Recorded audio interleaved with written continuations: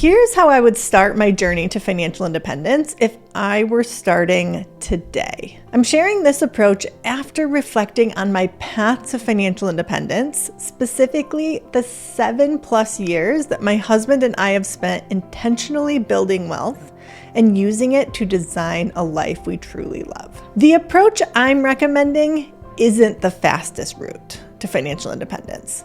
Instead, it's the steps I wish we'd taken as we were starting out. It focuses on getting the most out of life without compromising your future self.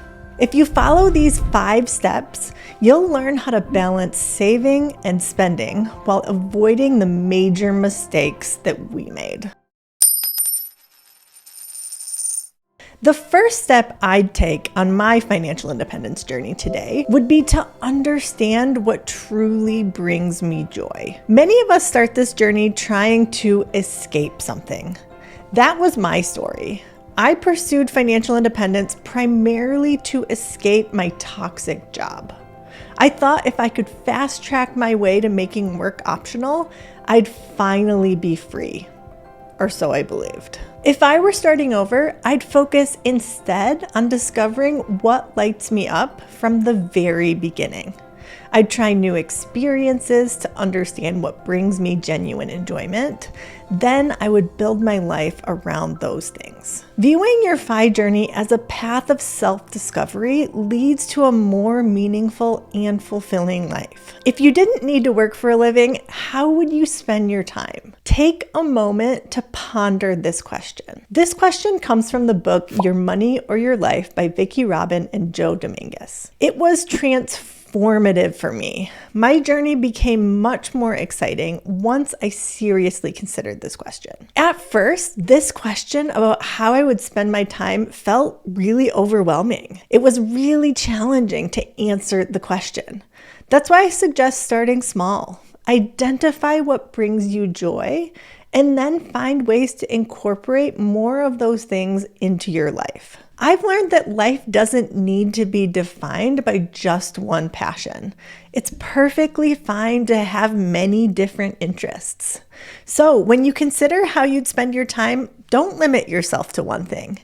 And if you find yourself getting stuck on answering this question, brainstorm a whole variety of options and embrace that variety. Include all the interests that could spark joy for you.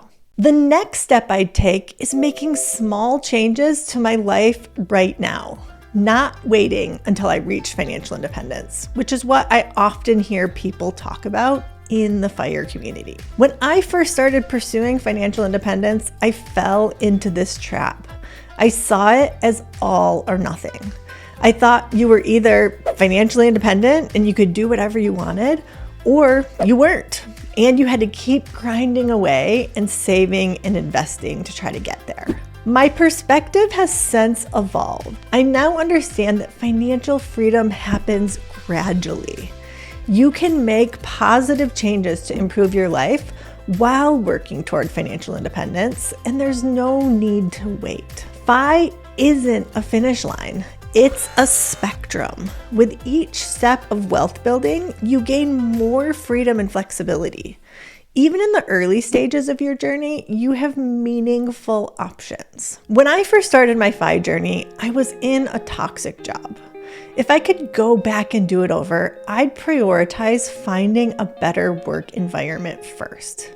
Instead of obsessing over maximizing my income, I'd focus on my health and well-being. And by making small intentional changes over time, I'd make progress toward the life that brings me joy and happiness. I found that making these small changes along the way makes it much easier to progress toward building your ideal life. It not only makes it easier to take the next step because you gain confidence from the previous step you took, but it also gets you that much closer to your goal. If you're starting your financial independence journey, I encourage you to start making positive changes right now. The next thing I would do is to invest with the end in mind.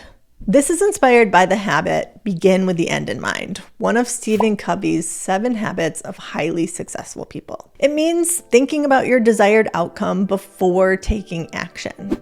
It's about letting purpose and intentionality guide your steps to increase your chances of success. For financial independence, this means understanding your desired path and then investing accordingly. We recently revealed that we made a huge investing mistake, one that we'd handle differently if given another chance. When we started our FI journey, we simply focused on increasing our retirement savings and investments. To our credit, we understood that investing more early on would give us greater freedom and flexibility in the future. But that's where we got sidetracked. We didn't consider how or when we'd need to access those investments.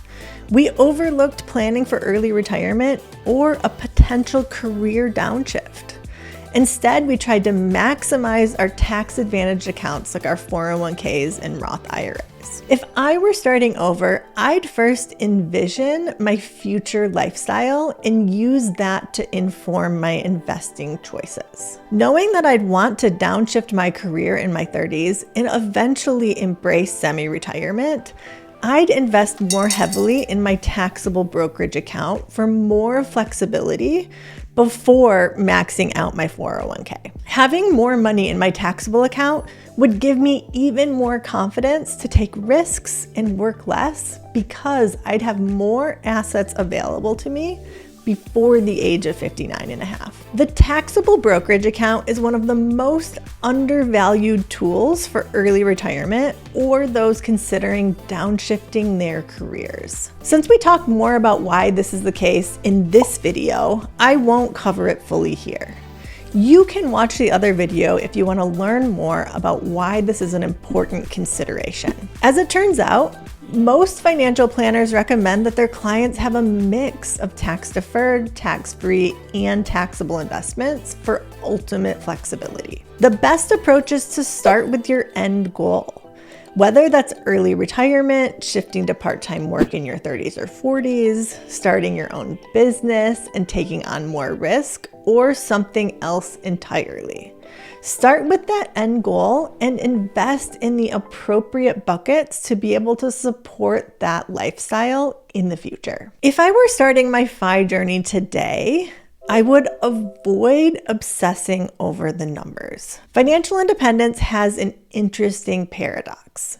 It's simultaneously about finances and not about finances. What initially draws us to financial independence is the freedom and flexibility that comes with building wealth.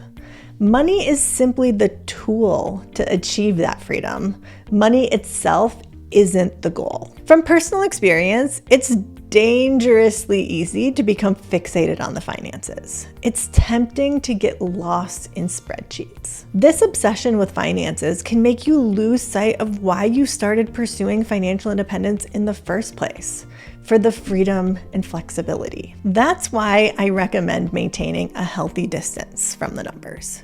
Here's what this could look like in practice. First, automate your finances as much as possible. Put bills on auto pay, maintain a substantial emergency fund to handle unexpected expenses, and set up automatic investments into low-cost index funds. I'd follow the investing advice from J.L. Collins in his book, The Simple Path to Wealth. This is the gold standard for those starting their FI journey.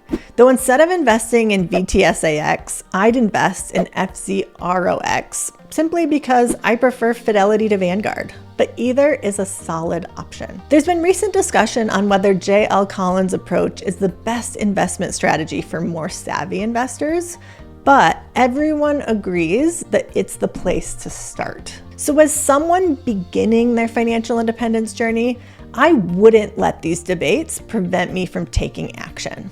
I would just start investing in a low-cost index fund that would track the market. For automation, I'd also skip traditional budgeting. Rather than setting specific amounts for specific categories, I'd establish a savings goal and spend the rest without worrying about category-specific spending. Then I would use one of the many available tools to review spending on a quarterly basis.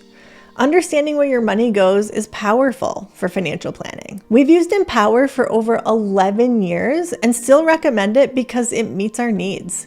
We can understand our spending from recent months in just 5 minutes, and it's free. If you want to check out Empower, I'll include a link in the description to our video review of it. It'll help you understand how you can use it and whether it might work for you.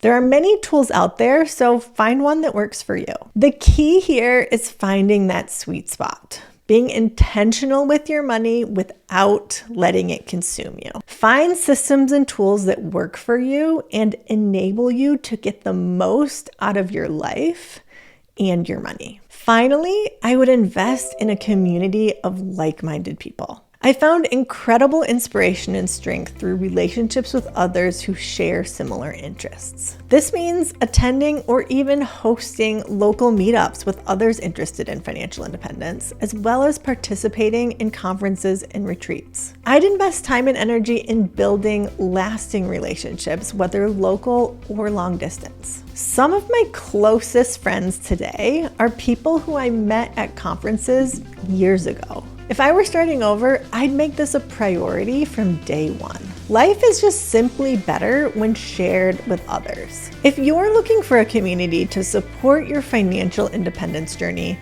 I host and run the annual SlowFi retreat. While this year's Lake Tahoe retreat is already sold out, we maintain both a cancellation list and a wait list for future retreats. We're also exploring the possibility of hosting multiple retreats in future years, but we want to gauge interest before committing to do more than one annually. To show your interest in future retreats, join our wait list. I'll include the link in the description below. This list isn't exhaustive, and I'm sure that I forgot something. So I'd love to hear what you would add if you were starting your FI journey over again.